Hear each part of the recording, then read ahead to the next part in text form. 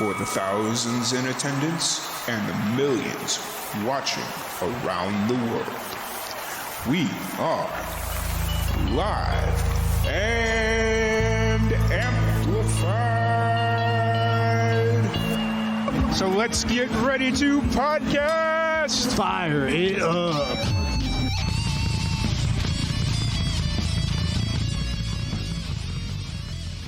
Welcome, everybody, to another Live and Amplified Livecast. I'm your host, Tom Quiet, and we are back at it again with another amazing podcast. Today, we have a very special guest. We have Andrea Vasquez. How's it going today, Andrea?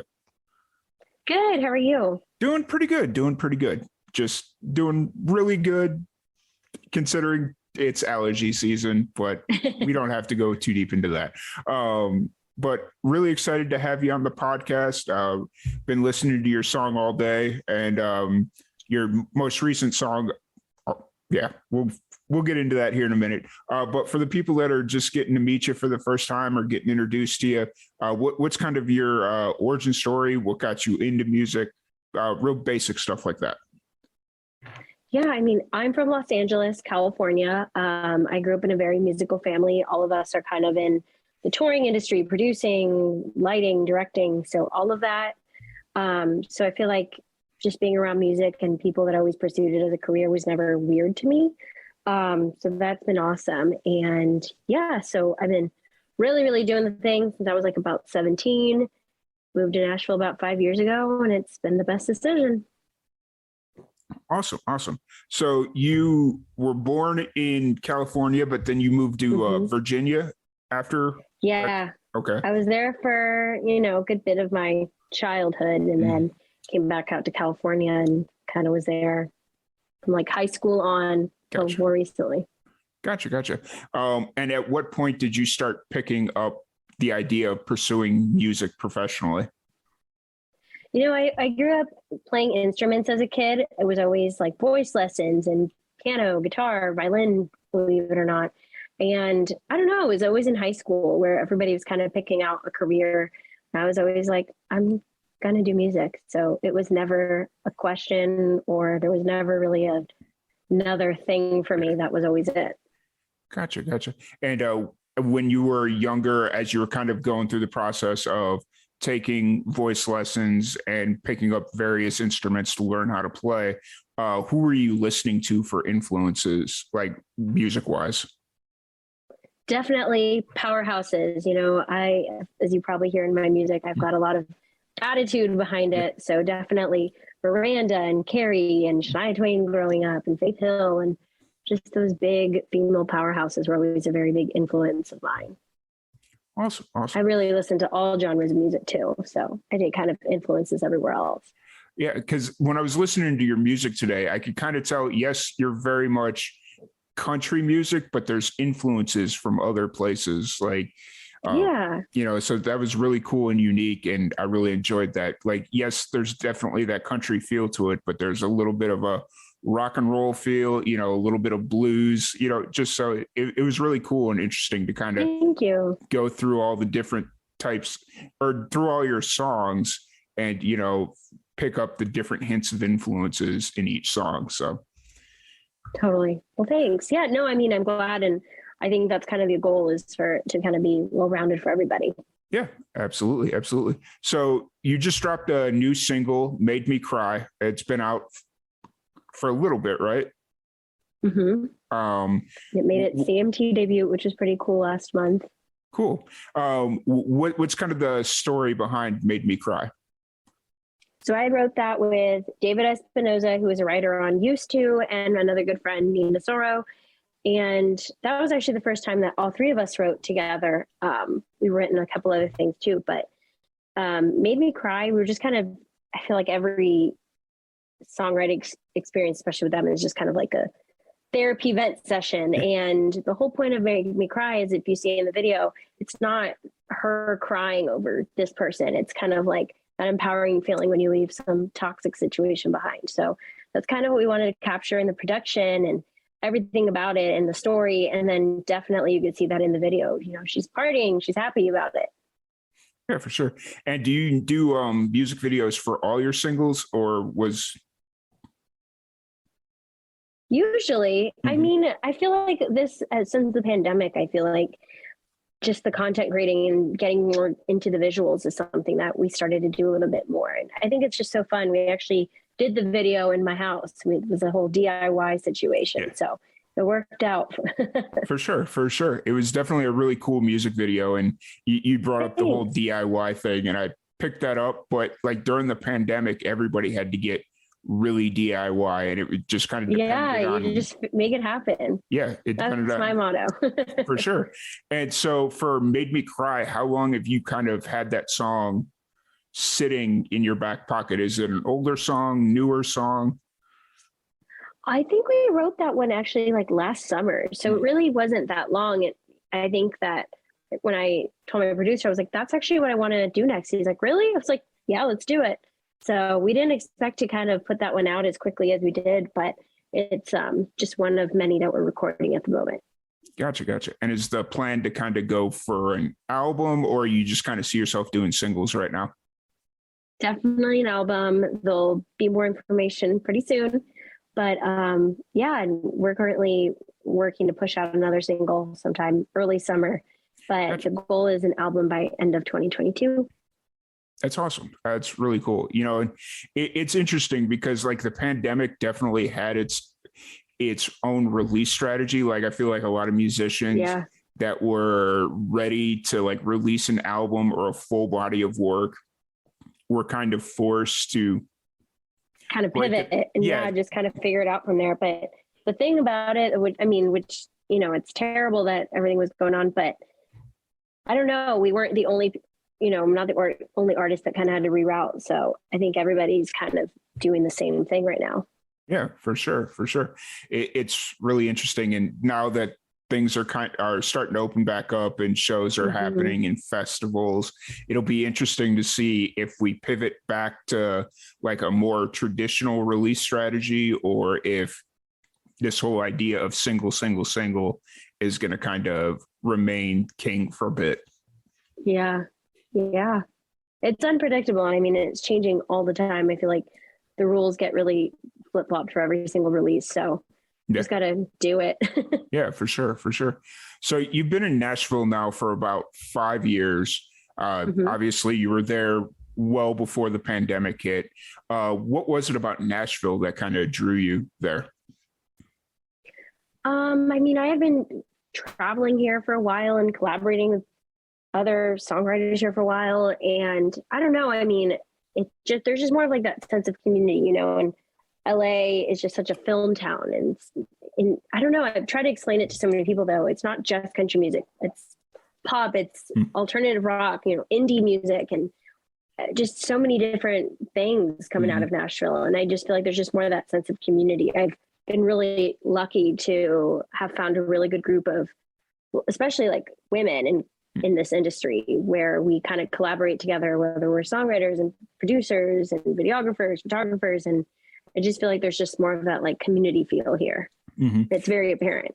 Yeah, for sure. What I often tell people that ask like that have never been to Nashville, I've only been to Nashville a handful of times, but even in those handful of times, and the people that I've talked to outside of Nashville or that are in Nashville is very family based. Whereas you totally feel that. Yeah. When you come in, it's like, it might take you a minute to kind of find your tribe or your group, but once you do, you're in. Like and even if you're not in, like you could just go anywhere and they'll be like, oh, you're a musician, we should write together, you know. So it's all accepting. Whereas LA, not to speak bad about LA, but it's kind of like a members only club. Yes, it's very like, you know, I've been in rooms there where it's just gets awkward. Like you don't collaborate as much with your friends. It's like an ego thing, not always, but a lot of times. And I don't know, I just don't feel that pressure here as much as I did back home. Yeah, for sure. Like you have to keep up with appearances in LA, whereas Nashville, if you go out and you have a bad day, brush it off, get back out there. Yeah, no, I definitely agree with that. I mean, that's really the kind of feel I get about it out here too. For sure. So were you playing music as well when you were out in Virginia, or was that more of when you came back to LA the second time? It was more when I came back. Yeah, I was so young at the time, but in LA, I mean, we were touring a lot. At one point, probably closer to like 2014 to 16 era, we were doing a lot of festivals and touring around the East Coast and all of that. And obviously when I moved here, I definitely kind of did a little bit of shift and kind of, I matured. I have like a different sound, and it's been awesome. But those definitely were big, big, big learning years. I mean, especially like getting on the road the first time, we were babies at the time. Yeah, for sure. For sure. And then at what point did you start writing your own music? Was that more of when you got to Nashville, or? It was always, okay. And the EP that I put out in 2020, that was a lot of songs that I had written back in LA, and we were kind of just shifting gears with management and everything at the time. And I was like, I don't want to let these songs go. Let's just freshen them up and kind of establish them a little bit more. And so that's what we did. Gotcha. You touched on something very interesting right then. You had a group of songs that you didn't necessarily want to let go, whereas most musicians, they would have probably let them go, whereas you just wanted to get them out because they represented a certain time in your life. I'm guessing that's how. No, spot on. Well, they represented a certain time in your life, and you wanted it out there to represent who you are. When you say you wanted to freshen them up, was that like changing lyrics or maturing the lyrics, or like what do you mean by freshening them up? A little bit of that, and you're just kind of tweaking them, and definitely just the production quality and everything. We kind of, because those were old demos and that we had done, and we just kind of redid them all here in Nashville. So that was really cool. Gotcha. And so now that you're in Nashville, where do you go to record your music in Nashville, or does it kind of change time to time? I've worked with a couple different producers, but right now I'm working with Jason Bobo. He's awesome. He's also from Texas too. He's from Dallas. So I got really lucky with him. I needed him as the guitar player for a gig. That's how that kind of all worked out.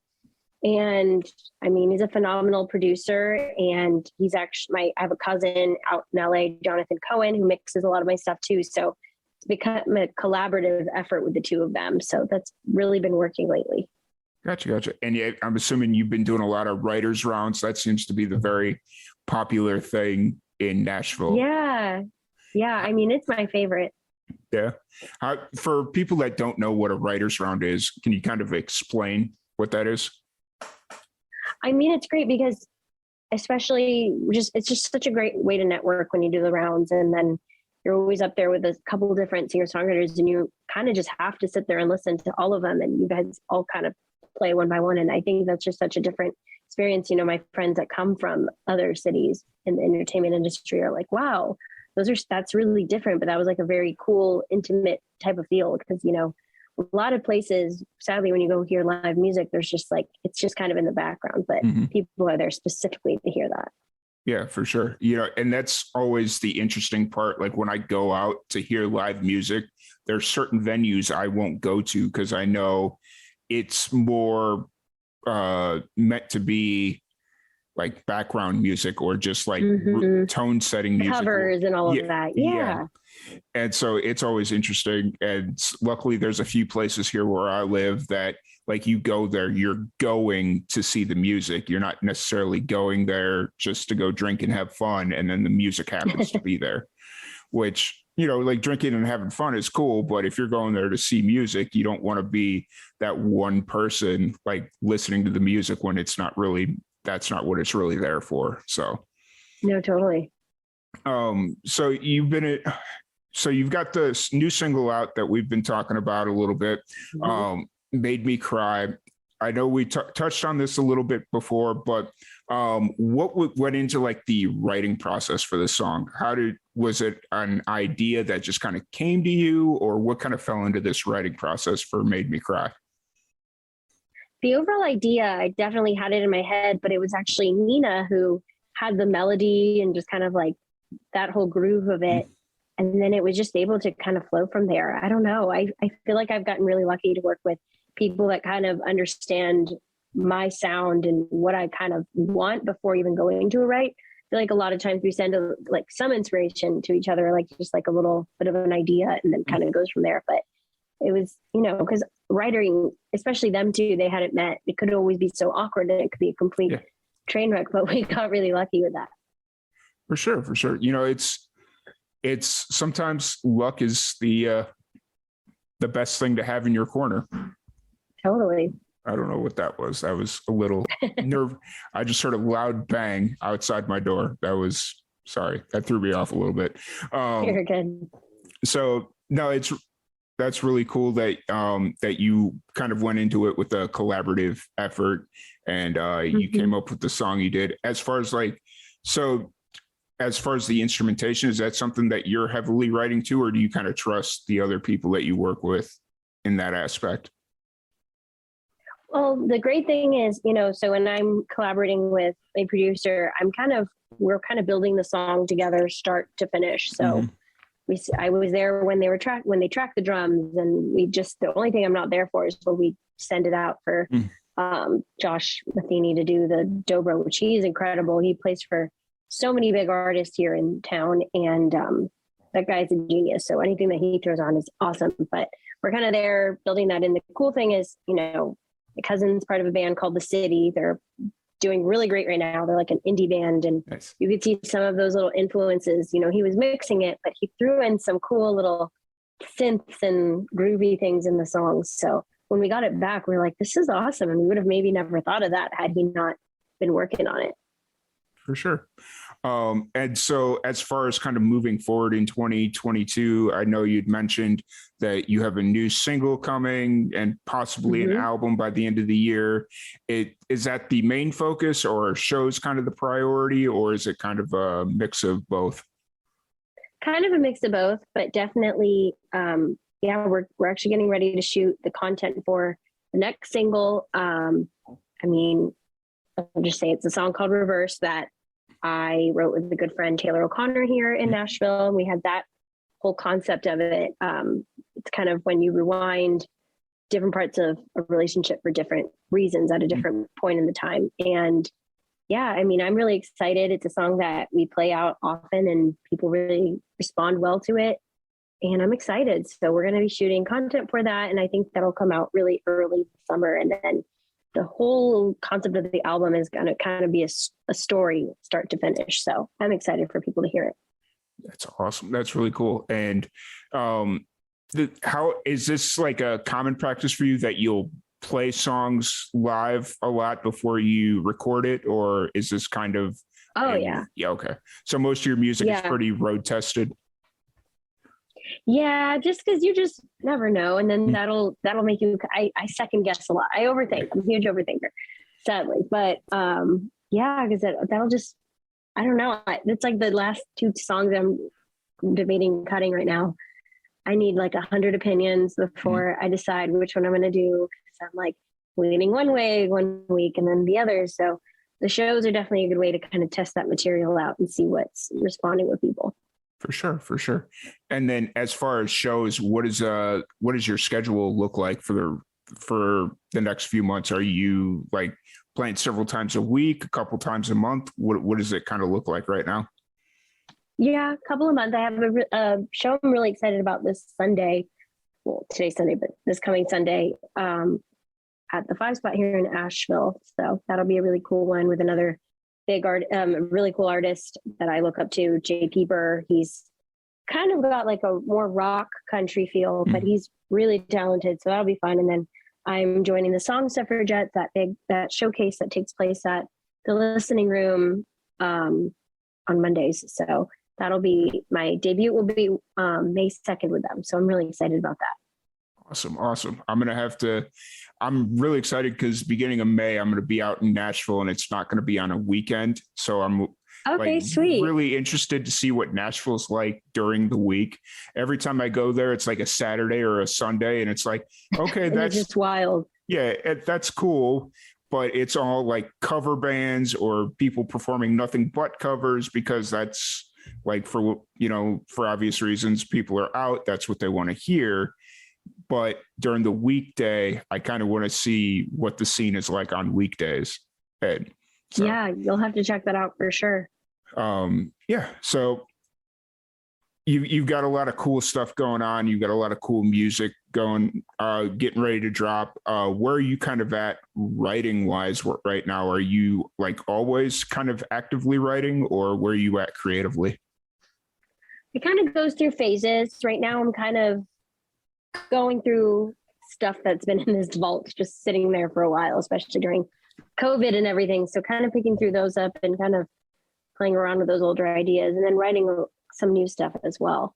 I'm always thinking about, I'm like, okay, well, that one's done in my head. Now we need the next project. For sure. For sure. Are you very disciplined with your writing, or are you kind of free flowing, like when the inspiration strikes, or when you know you need to have something written or it's time to start writing, you're like, okay, from 7 to 10 today, I'm writing? Yeah, it's kind of more that. Okay. When it just kind of comes to you, honestly. Gotcha.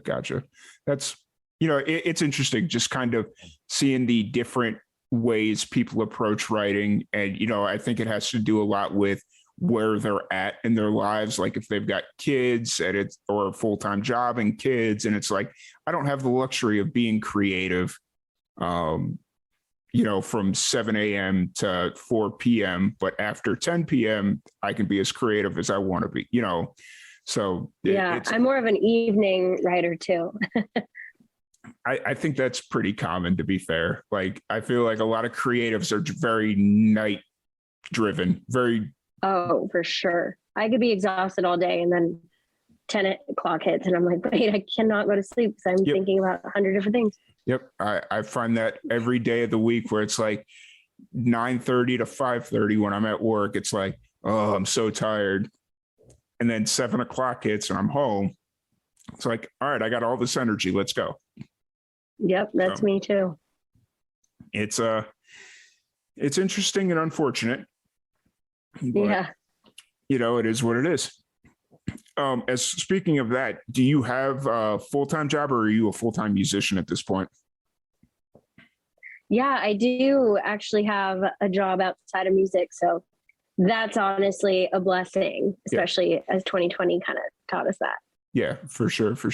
And then the only time that becomes like an issue is when you have to like go out for like tours or festivals or try and get off for gigs and whatnot. But I'm sure that's we make it work. Yeah, for sure. I'm sure. So kind of moving forward, 2022 is going to shaping up to be a big year for you. You kept yourself very busy 2020, 2021, which was kind of like the high points for COVID, is just all I'm going to say about those 2 years. Right. And you got a lot of shows, you got a lot of releases coming up.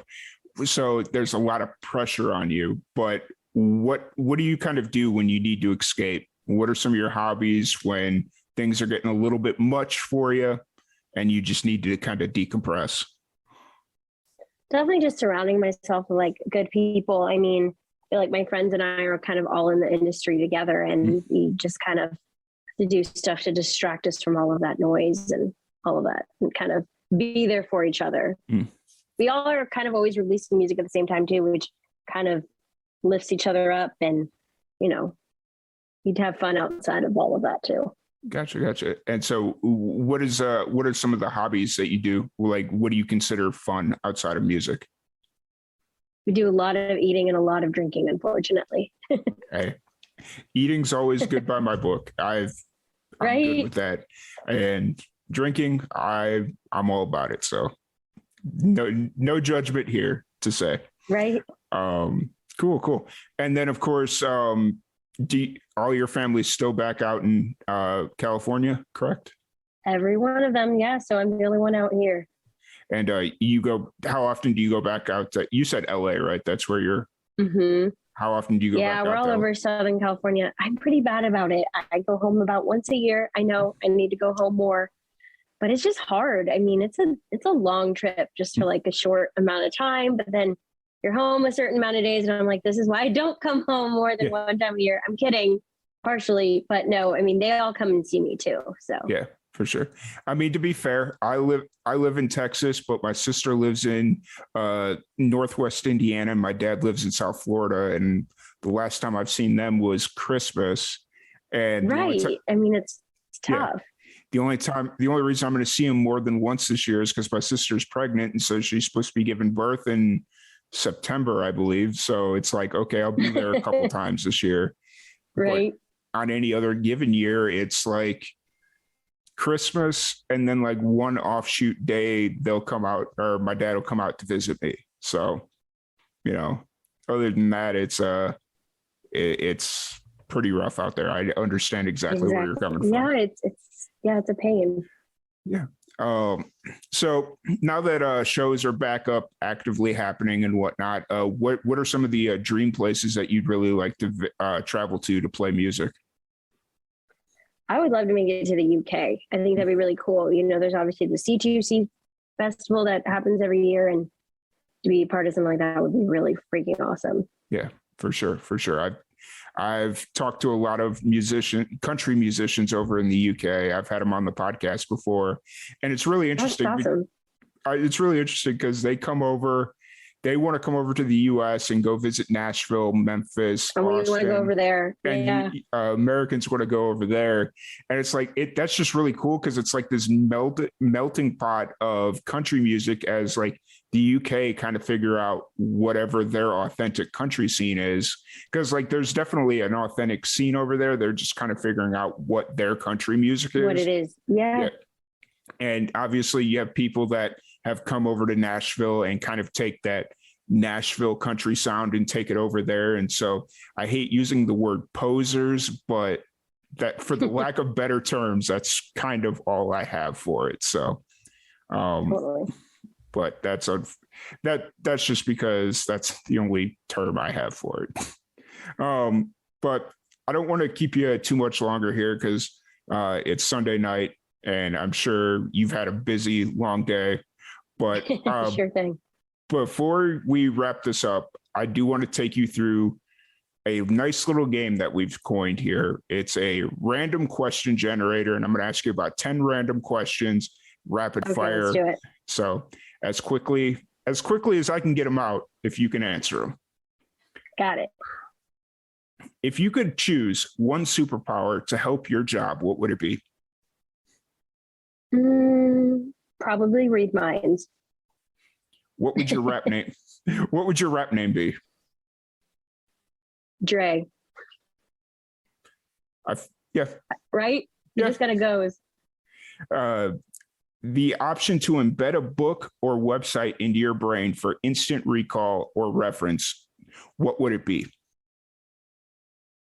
Probably something that has to do with chords. Just be able to reference back to that would be great. If you had a 25-hour day instead of 24 hours a day, wait, let me reword that one. If you have 25-hour days instead of the traditional 24, what would you do with that extra hour? Sleep. I do not do enough of that. I don't think anybody sleeps enough. No. What is what is the most hipster opinion you have? I don't know if I have one. What is that? I'm literally just asking the questions. So it's okay, we'll go to the next one. Right. If you could turn your pointer finger into a faucet, what liquid would come out of it? Sparkling water. And then last question. If aliens or wine. There you go. If aliens were discovered in space, what would your first reaction be? What would your first reaction be?